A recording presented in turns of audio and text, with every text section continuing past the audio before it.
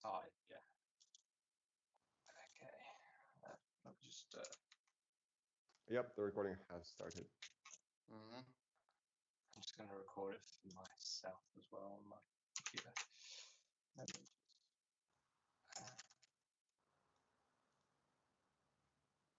I'm going to start my timer. Okay, so this is my final year project presentation, and it's about Unison, which is a squad AI solution. So what is Unison? So this is example screenshots, which I'll get into more detail shortly, just to give you an idea.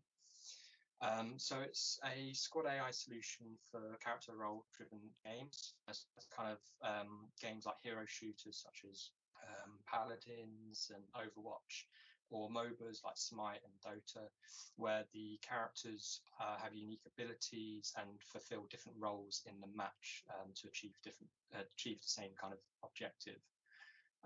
So the idea of Unison is to enhance the AI's awareness in terms of other players and the match state. So this could be like how the objective is going and how their role affects the objective. So, you know, what different approaches they could take to win the objective.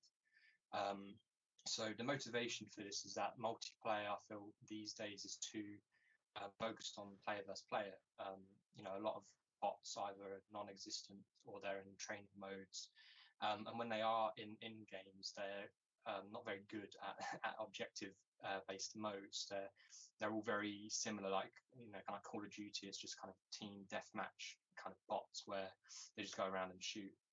There's no kind of coherency in terms of teaming up and working together. They just run about and get themselves killed. So Unison will be unique or original because it focuses on role and team-based intelligence, and hopefully will provide a solution for those kind of games. So for this project, because it's quite a broad topic, I thought I'd stick with a proof of concept prototype. So to see if I can, you know, show that proof of concept, I created a Moscow table and kind of narrowed it down to two core things. And one of them is awareness of its surroundings in terms of the cover and the players around it, and also communication with teammates so they can help each other, use their abilities to assist each other, and you know, make that readable to the player so we can see that they're actually kind of trying to be clever, essentially. So I created a Gantt chart. As you can see, I had to kind of guess what tasks might be needed. Are you going to be screen sharing? Yeah, because we only see you. We do not see any presentation. Sorry. That's I fine. completely forgot to press screen share. Can I restart that then? Because you've missed kind of a few slides. Well, I got the first bit, so you could continue with the Gantt chart. Yeah, agreed. Yeah, okay. Share content. Right, can you see that now? Yeah. Yes, we can. Yeah. Yeah, it's fair, you know, missed much. I was just kind of through that. So yeah, so this is the Gantt chart. Sorry about that. So I kind of had to predict roughly how long I thought, you know, each one would take. I also created a backlog and a Trello board to use Scrum, so I could break down the tasks into small tasks and into sprints to create it more manageable. Using Unreal Engine because it's familiar, but also it comes with a number of systems that expedite the creation of AI, like behavior trees, blueprints, but also there's an environmental query system, which is exactly what we need to ask questions of the environment. Did a bit of research, so there's numerous ways to tackle AI. The main one is finite state machines, which you can see on the right, which is used for animation these days mostly, and behavior trees, which is becoming more popular. But there are alternative methods such as these bottom two, which decouple the actions from the goals. So usually with finite state machines, the goals and the actions are linked, and it's a strict linked, and there's no flexibility. Behavior trees do add some flexibility, which is why they're more popular, and kind of implement some of these bottom two, where normally the AI will have a list of actions and they can choose any action they want to fulfill the goal that they have. And yeah, the up top here, the top two main kind of, for squad AI, the two main approaches is individual intelligence versus central intelligence, or emergent versus centralized, where you either have a leader that has all the intelligence themselves and gives orders to the AI, which don't, they're just kind of empty shells more than anything, or they individually have it all. And then, yeah, there's the core algorithm, which is an elaborate library of queries, which is basically asking the questions of the environment to get the answers you want, and tactical reasoning to add extra capabilities, which we'll get to later. So what have I created? So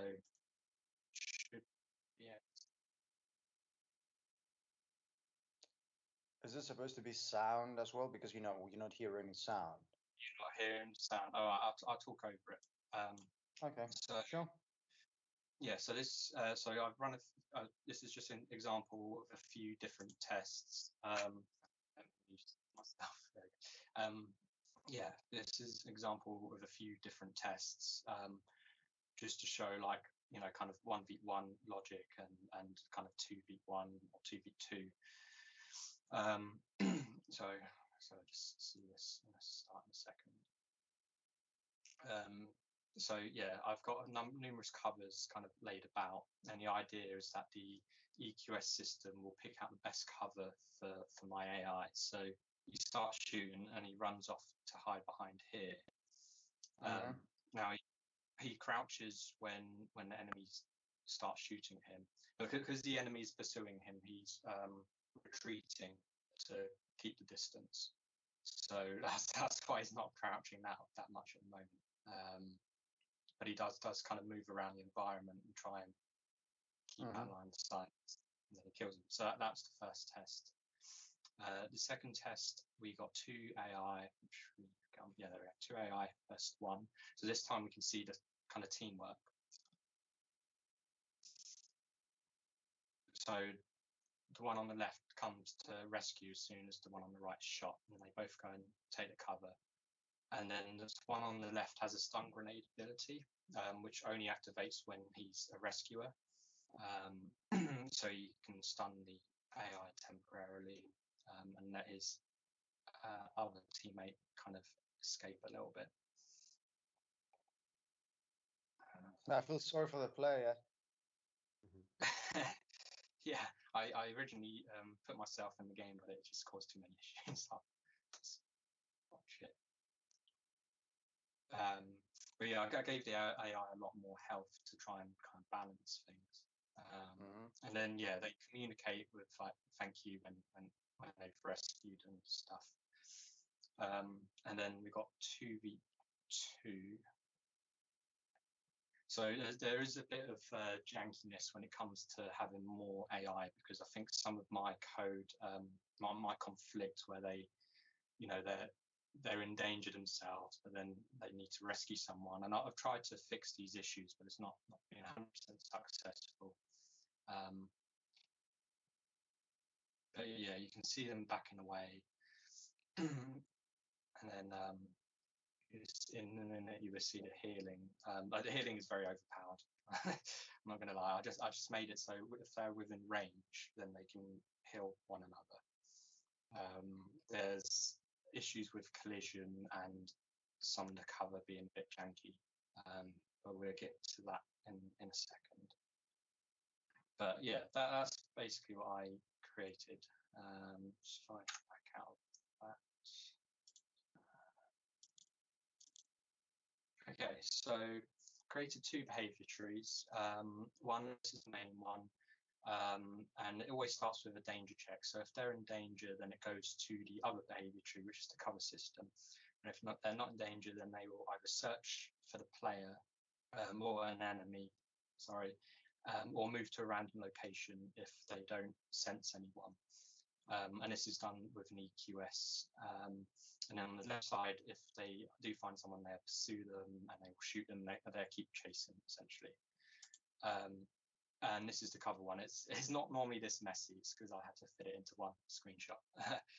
But yeah, again, there's a danger check at the top, so it will go back to the main tree if there's no danger. Otherwise, they come in to here, and first it'll run this right one.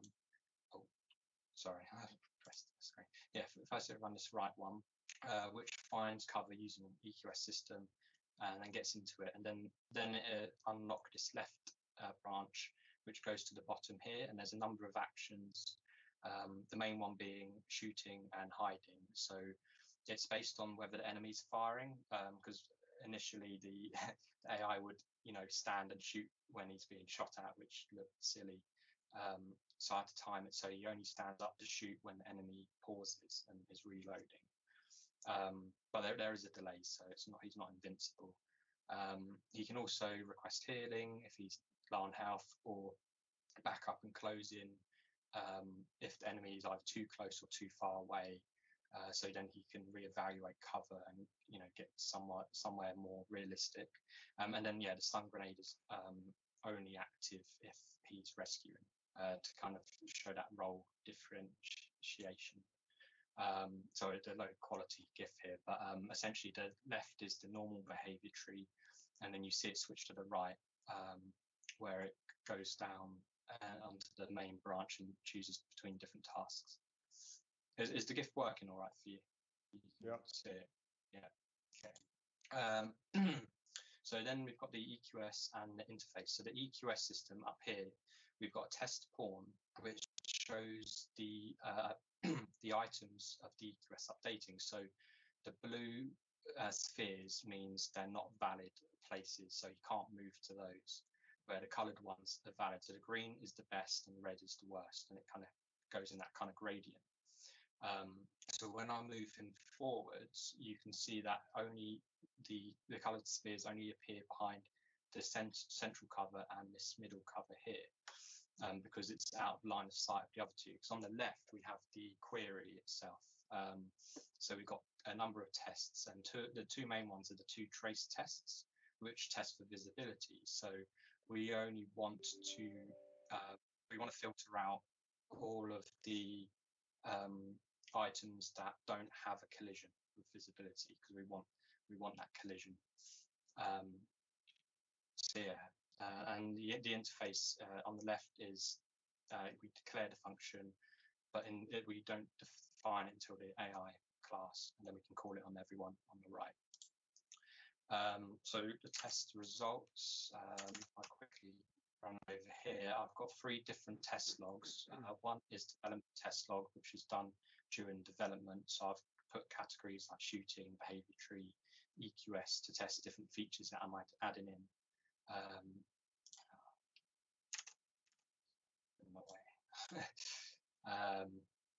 There's another one. That's a product test log, which tests the product afterwards based on different amount of AI, like 1v1, 2v1, and then a bug report to list all of the different bugs. Here's a mixture of GIFs to show like the main test results. So the top left, we have the AI shooting through a wall, because I didn't kind of fix that kind of line of sight thing with the shooting. And the bottom right, where the AI collides and can get in the way of each other. But the bottom left shows the stun grenade functioning and how the AI can then retreat to a different cover. The top right shows the healing that we saw earlier. So this was the finished timeline. It was mostly okay, apart from near the end. I spent a bit longer on some of the tasks. So the second to last week, I didn't have enough time to add in an objective mode, which would have helped testing quite a lot, I think. But other than that, it was relatively on time. So overall, I think the development research, pre-development research went well. The testing was structured well with the 3 different test logs, and the product test log especially helped me find and fix a lot of bugs. And I think I met the requirements, proof of concept. but yeah, I think if I had an objective game mode, it would have helped with testing. And yeah, behavior was a bit funny when I had multiple AI. And then yeah, I think I learned I learned a lot about EQS. Showed proof of concepts, had a consistent algorithm. But yeah, it was a struggle. I definitely found it difficult. A lot of bugs that I didn't get to fix, unfortunately. So that's what I'd like to do next. Yeah, any questions? Okay, shall I start questions then? Yeah. So my main question would be, what was or I suppose were the key differences between designing an AI in general, behavior for a single AI agent, and designing what you did, which is squad tactics? It's multiple AIs controlled by one central management system. So what do you think were the key differences? Because you've already built single agent AIs in the past as part of different coursework and so on. So this was new this year. So how did you find it? It was stressful. Yeah, I think it was interesting because there was two different approaches, like I said, with the individual and centralized, and you could actually kind of make squad AI by focusing on the individual, which I kind of did mostly with behavior trees, in the sense that the interface was the main connecting tissue, and it was quite simple, the interface, and all the functions were actually implemented within the AI class. So essentially, there was no actual central leader or hub for my squad AI. Yet they were able to work together, or at least give that illusion that they're working together. I definitely felt going forward I could have a more centralized approach. One of the research items I looked at combined both, in the sense that each of their individual AI had their own kind of goals and tasks and actions, similar to the decoupling them. But when they were put together in a group, because it was like a herd of robot dinosaurs, their roles changed, because there was a group agent, like a centralized agent, that overrided what their goals, what they should do. So they still had their own actions to accomplish those goals, but their goals changed based on the group. So I feel like going forward I could implement something like that. But what I had with the prototype, it was more individuals coming together. Does that make sense? Does that answer? I mean, it's a great thing about having an illusion of AI as well, because ultimately we're not trying to develop the world's smartest AI. In fact, we wanted to make just smart enough to make the game interesting to play. At the same time, the AI needs to be dumb enough so the player can overwhelm them. Otherwise, the player gets shot, gets killed, and it's not fun to play anymore. Yeah, and that's so a big difference. Sort of following up on that area of the sort of technical differences, what do you think were the key challenges in this project? I think, excuse me, sorry.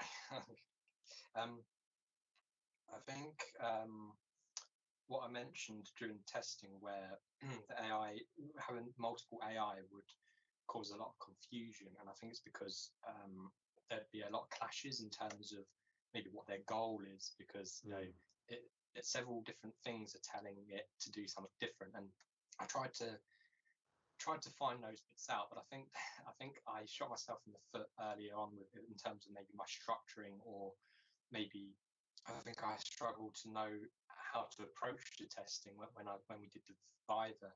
I know it's something that Hannah mentioned in terms of how I'm going to test it, and I was a bit uncertain at the time. So I think that caused issues, because then it just made it so much harder to go into my code and think, okay, now what's causing this issue? The EQS system, I think with that was also tricky because there's a lot of trial and error to kind of get the right items, but the way Unreal does it made it a lot simpler to do that test trial and error. So I'd say it's more the code, them clashing and trying to do two things at once, causing them to do something strange. Yeah, it's definitely something of interest to consider just generally. How do you test multiple systems trying to work together?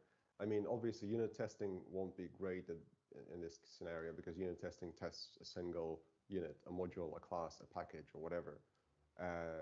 But possibly something like integration testing or system testing might be an area to explore, I guess, sometime in the future, just to see how to bring all these multiple modules together and then see how they work when integrated with each other rather than separately. Yeah. That's and quite interesting. I feel it's where would make things slightly simpler than having all individual complex stuff going on. Let's see. Right. Do you want to go, Panayotis? Yeah, sure. Thank you. So, Sam, that was very, very interesting. And man, I wouldn't want to play this game. It looks too hard for me. I like it. So, I assume that if this is somehow implemented within a game, then there should be some difficulty settings. So you can choose how dumb you want the AI to be. Yeah. For players like myself, we don't like this kind of hard games. But what I'd like to know is how easy would it be for somebody to use your code for their game? Because at the end of the day, since you're not making a new game from scratch now, and you're offering this kind of feature, I expect. I mean, if I worked on your project, I would like developers to use this as part of their development tool, right? So I would make it in a way that it will be easy for somebody to take this and with proper commenting and how to get or something like that, that should be able to use this your functions, your code in their game. So how easy is this for someone? Can anybody take your code now and put it in their own game? Yeah, I think they. I mean, obviously, I've not tried it, but I'd assume so because I can. So, for example, I copies on AI, and I can easily just make another copy of the AI, and it will do exactly the same thing. Everything's kind of connected up, so there's no reason why they couldn't just transfer over. Admittedly, it's not the most tidy code. I didn't make it neat and tidy, so there's a lot of restructuring and things that would be needed to make it nice for them to use. But yeah, it's designed with like the behavior trees are very set and laid out, so it should be easy for them to hook it up to their AI. If they had someone that's different, they could just choose the behavior tree. They would need to, I suppose, they would need to code because the keys for the behavior tree are set mostly within either the AI class itself or the behavior tree. The reason why I'm asking is because you spend a lot of time, put a lot of effort to build that, right? So there are two ways to go from here. It's either you develop your own game that uses that, or and which is going to be hard, just a one-man army creating a game from scratch using that, or you don't want this to go to waste, sit in your hard disk forever. If I were you, I would like people to use that. So my next step would be to document everything, tidy up the code, and then make this available on GitHub or somewhere that people can use it and promote that as well. So that people use this, so it's useful to the whole game development community, but also it's a promotion and marketing tool for yourself. So if you apply for a job and they ask you, what have you done for your final year project? You can say, well, this is what I did, and it's available for everybody on GitHub or whatever you want to put it. And it has been downloaded by that many people, and that many people have used that. So this kind of raises up your stakes, because you say, I've done something useful and people are using that. So that's what I always say to students, think of what's next. Okay, you've done that, you go to your first class or whatever, but why just waste it? Reuse it, see how you can move forward with that. Because who knows, this could be part of a game engine in the future. Yeah, it'd be quite cool to modularize it and just have it as a portable component. Yeah, I definitely want to carry on with it. I definitely want to break from it at the moment, but yeah, definitely. I know exactly how you feel, but all I'm saying is just think about how you can use that after you graduate. Yeah, Students who do that, they become much more employable. Yeah, and I think I found a lot of things. I started discovering more during the testing, where I was like, oh, I can think of a solution to this, but I don't have time to fix it. So I must go back and do that. Yeah. Okay, that's all for me. I was impressed. I have to admit that.